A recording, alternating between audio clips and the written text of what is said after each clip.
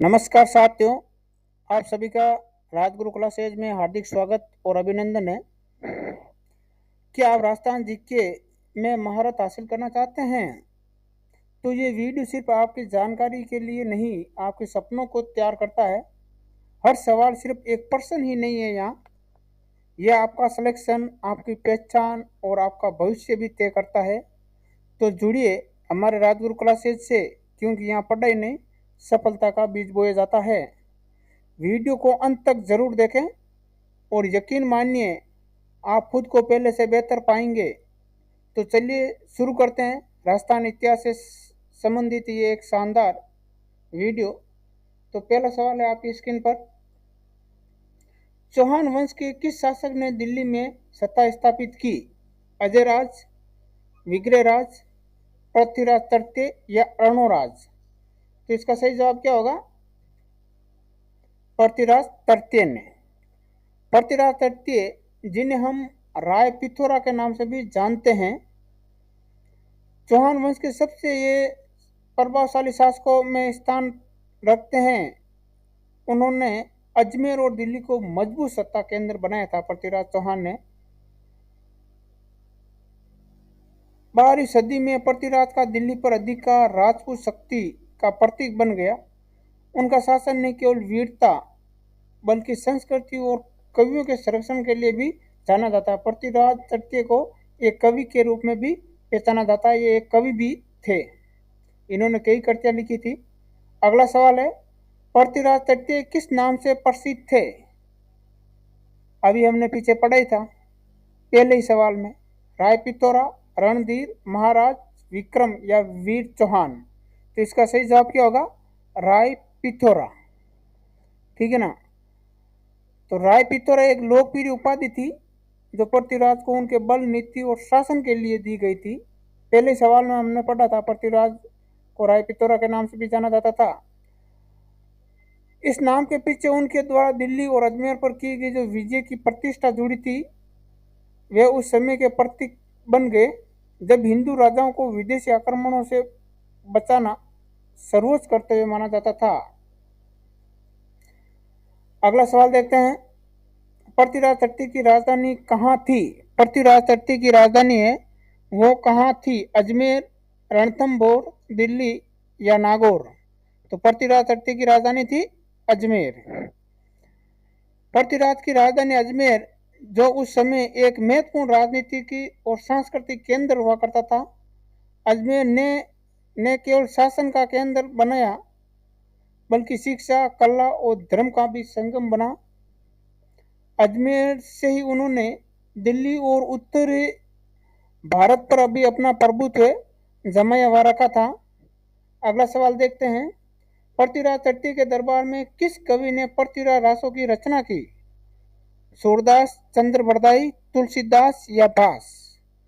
अर्थात पृथ्वीराज तृतीय के दरबार में ऐसा कौन कवि था जिसने पृथ्वीराज रासों की रचना की? तो पृथ्वीराज रासों की रचना या रचनाकार कौन थे? चंद्रबरदाई। चंद्रबरदाई पृथ्वीराज के समकालीन और मित्र कवि भी थे, समकालीन भी थे और मित्र कवि भी थे। इन्होंने वीर रस से भरी पृथ्वीराज रासों की रचना की। रासों का मतलब क्या होता है? तो ऐसा महान कोई राजा जिसके अंदर उसकी वीरता और वीर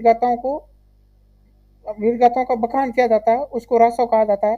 तो पृथ्वीराज रासों के अंदर भी इनके पृथ्वीराज की वीरता का बखान किया गया। यह ग्रंथ न केवल पृथ्वीराज की वीरता को उजागर करता है बल्कि एक मित्र की निष्ठा की मिसाल भी बनाता है। यह ग्रंथ आज भी राजपूत गौरव का प्रतीक भी है। आज भी हम देखते हैं यह ग्रंथ राजपूत गौरव का प्रतीक है।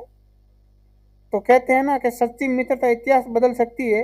तुम भी ऐसे भरोसेमंद बनो कि अपनी मित्रता को ऐसा कायम करो कि आपका इतिहास बदल जाए। अगला सवाल है, तराइन का पहला युद्ध कब हुआ था?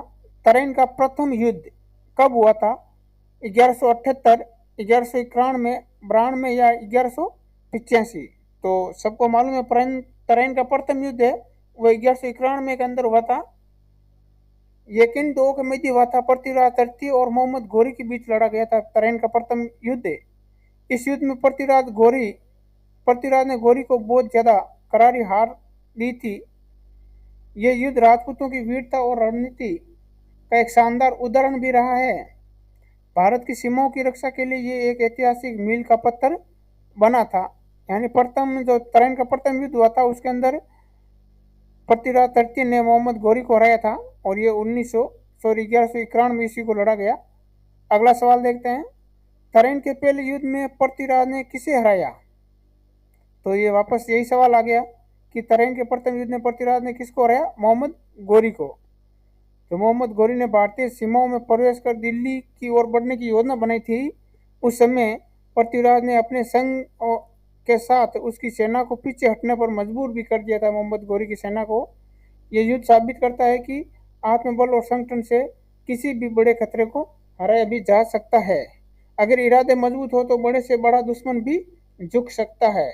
अगर आपके इरादे मजबूत होंगे तो आप बड़े से बड़े कंपटीशन एग्जाम को भी पास कर सकते हो। तो अगला सवाल देखते हैं, तराइन का दूसरा युद्ध कब हुआ था?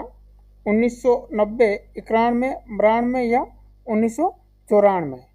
तो 1991 में प्रथम युद्ध हुआ, तो 1992 के अंदर तराइन का द्वितीय युद्ध हुआ था। और द्वितीय युद्ध के अंदर मोहम्मद घोरी ने पहले से बेहतर योजना और धोखे की नीति के साथ पृथ्वीराज को पराजित कर दिया। यानी पहले से बेहतर योजना बनी थी और धोखे से पृथ्वीराज को पराजित कर दिया था। प्रथम युद्ध के अंदर तो मोहम्मद घोरी की हार हुई और पृथ्वीराज की विजय हुई, और द्वितीय युद्ध के अंदर वापस मोहम्मद घोरी ने पृथ्वीराज को हरा दिया।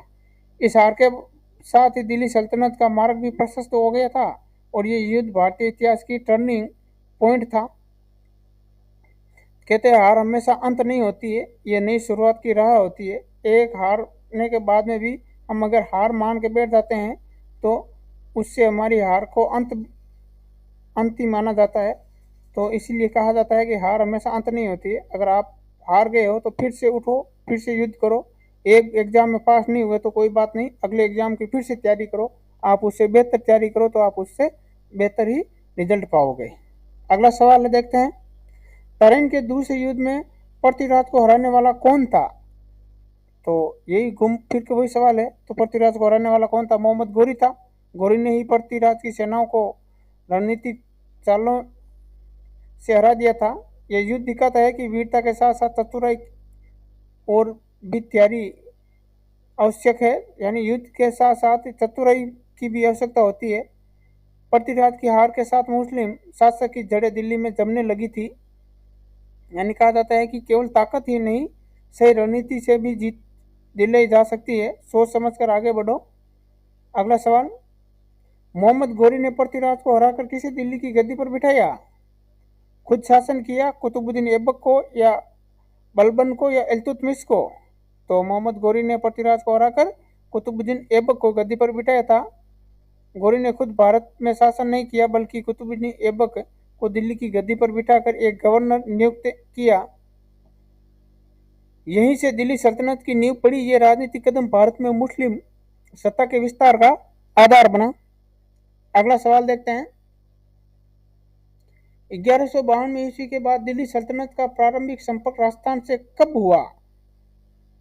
1192 ईस्वी के बाद दिल्ली की सल्तनत का प्रारंभिक संपर्क है वो राजस्थान से कब शुरू हुआ था? पृथ्वीराज की मृत्यु के बाद, या अलाउद्दीन खिलजी के समय, या बाबर के समय, या अकबर के समय? तो 1192 की बात है। तो हमें पता ही है 1192 के अंदर पृथ्वीराज की मृत्यु के बाद हुआ था ये। तो पृथ्वीराज की मृत्यु के बाद दिल्ली सल्तनत ने राजस्थान के प्रमुख इलाकों जैसे अजमेर है, रणथंभौर है, इन इलाकों को अपने अधिकार में लेने की कोशिश की थी। धीरे धीरे सल्तनत का प्रभाव राजस्थान में भी महसूस होने लगा था। यह समय राजपूत के लिए संघर्ष का युग बन गया था। अगला सवाल देखते हैं, चौहानों के बाद अजमेर पर किसका अधिकार हुआ? सिसोदिया, तोमर, दिल्ली सल्तनत, या राठौड़? चौहानों के बाद अजमेर पर किसका अधिकार हुआ? दिल्ली सल्तनत का अधिकार हो गया था। 12वीं सदी के उत्तरार्ध में तराइन के युद्धों के बाद दिल्ली सल्तनत में अजमेर पर अधिकार कर लिया। दिल्ली सल्तनत ने खास तौर पर मोहम्मद घोरी की विजय के पश्चात कुतुबुद्दीन ऐबक ने अजमेर को दिल्ली सल्तनत के अधीन कर दिया। यह राजस्थान में मुस्लिम शासन का प्रारंभ कहा जाता है या प्रारंभ था। यहाँ से राजपूत सत्ता का धीरे धीरे हास्य और इस्लामिक सत्ता का धीरे धीरे उदय प्रारंभ हो गया था। आगे देखते हैं नेक्स्ट सवाल। रणथंभौर पर किस राजपूत राजा का शासन 12वीं शताब्दी में, बताइए 12वीं शताब्दी में रणथंभौर पर किस राजपूत राजा का शासन 12वीं शताब्दी में हुआ था? इसका सही जवाब है हमीर देव के पूर्वज।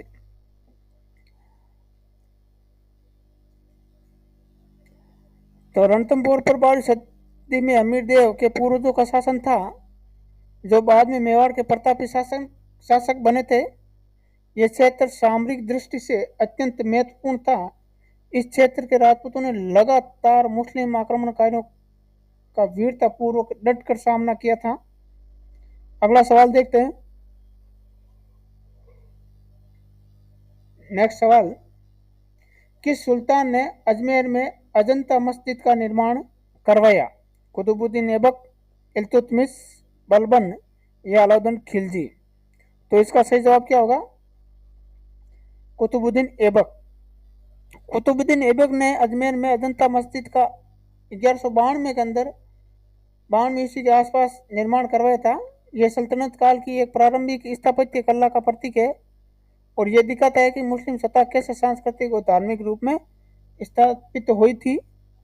अगला सवाल। किस राजवंश ने मेवाड़ पर समय नियंत्रण बनाए रखा?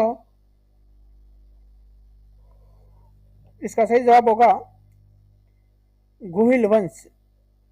तो 12वीं सदी में मेवाड़ पर गुहिल वंश का अधिकार बना रहा। बप्पा राहुल द्वारा स्थापित ये वंश कठिनाई के बावजूद भी अपने क्षेत्र की रक्षा करता रहा, यानी बहुत ही कठिनाई झेलने के बावजूद भी इन्होंने अपने क्षेत्र की रक्षा की और मुस्लिम आक्रमणों के समय इन्होंने अपनी संस्कृति और विरासत को भी बचा कर रखा था। अगला सवाल देखते हैं 15वां। मेवाड़ में इस काल में कौन प्रमुख शासक था? यानी उस समय मेवाड़ के अंदर कौन प्रमुख शासक था? तो 12वीं सदी में मेवाड़ के अंदर प्रमुख शासक कौन माने जाते हैं? नेरोपप।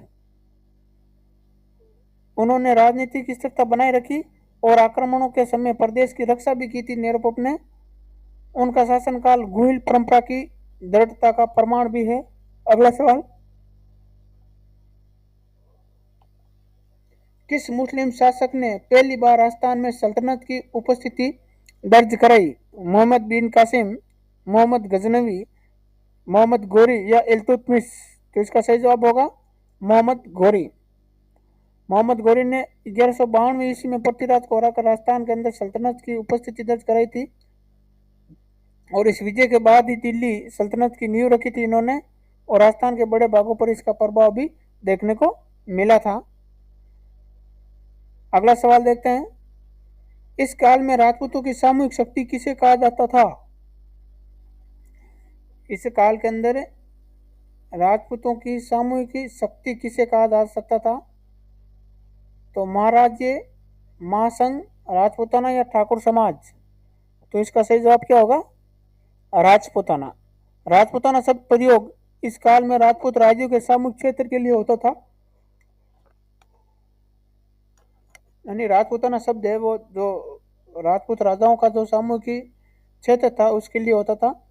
यह न केवल एक भौगोलिक पहचान थी बल्कि शौर्य, संस्कृति, स्वतंत्रता का भी प्रतीक माना जाता था। अगला सवाल देखते हैं 18वां। 12वीं सदी में राजस्थान का कौन सा नगर मुस्लिम हमलों का केंद्र बना? उदयपुर, जैसलमेर, कोटा या बीकानेर? ऐसा कौन सा क्षेत्र है जो मुस्लिम हमलों का केंद्र बना था? तो इसका सही जवाब होगा जैसलमेर। 12वीं सदी के अंदर जैसलमेर मुस्लिम आक्रमणों का एक प्रमुख केंद्र रहा। इसकी स्थिति सामरिक दृष्टि से अत्यंत महत्वपूर्ण थी और यहाँ के भारतीय शासकों ने वीरता से इसका संघर्ष भी किया था। तो कहते कभी हार मत मानो, जैसलमेर की रेत भी है वो भी लड़ना जानती है। वहाँ तो केवल जैसलमेर में रेत के धोरे ही है, तो वहाँ पर भी उन्होंने लड़ाई लड़ी थी भारतीय शासकों ने। अगला सवाल देखते हैं। जैसलमेर किस राजवंश की राजधानी थी? चौहान, राठौड़, भाटी या सिसोदिया? पिछले सवाल में अभी अपन ने देखा था जैसलमेर है वो भाटी राजवंश की राजधानी हुआ करती थी। यहीं से इस वंश शासकों ने थार मरुस्थल में अपनी वीरता की गाथा लिखी थी और यह नगर व्यापार रणनीति और संस्कृति का भी एक केंद्र माना जाता था। यहाँ रहते कहते हैं जहाँ रहते वहीं राज है। जैसलमेर इसका उदाहरण भी है देखने के लिए कि जहाँ रहते वहीं राज है, रहते फिर भी वहाँ राज है। तो ऐसा उदाहरण आपको जैसलमेर में देखने को मिलेगा।